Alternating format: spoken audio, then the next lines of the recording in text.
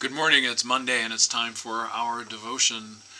This week we are aiming toward Transfiguration Sunday, a time set aside in the ecumenical Christian calendar to celebrate the transfiguration of Jesus when he brought Peter, James, and John up the mountain and was transfigured in front of them.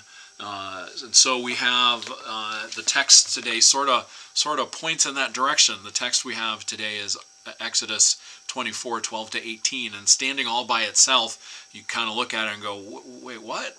But if we think about it in the sense of meeting with God, meeting and being met by God, then it begins to make a little more sense. So we'll use this Exodus 24 text to whet our appetite to consider what happened in the transfiguration of Christ and what that all means for us.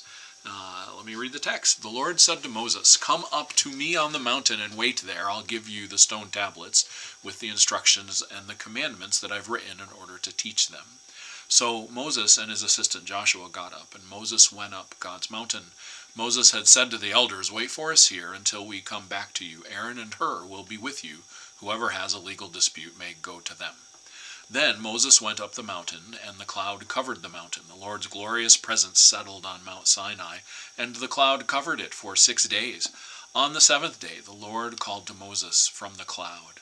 To the Israelites, the Lord's glorious presence looked like a blazing fire on top of the mountain. Moses entered the cloud and went up the mountain. Moses stayed on the mountain for 40 days and 40 nights. And that's where our text ends. You can go on and read, probably start earlier. This is after the Ten Commandments. This is after the people have said, "God's scary. You go and talk to God and tell us what he said. We'll listen to you." But this is still all done in the presence of the people. So the people are being able to see this up on Mount Sinai, the fire clouds that are engulfing it, and they could feel that presence of God so near. And yet very soon after this, they fall into worshiping false gods because they get impatient, waiting for Moses to come back down. 40 days is a long time. And they wonder what's happened, even though they can see the presence of God in the mountains in very visible ways. Well, so we let this text consider how we sit with God, how God appears and we appear to God. Well, the song I've picked out is "While I Keep Silence." Moses waited. It was, 6 days. On the seventh day, God called out to him to talk. But those first 6 days, he was just kind of sitting there. While I keep silence, silence, silence in my flesh, my breath and body fail. My sin grows bitter, bitter, bitter in my mouth. My bones return to dust.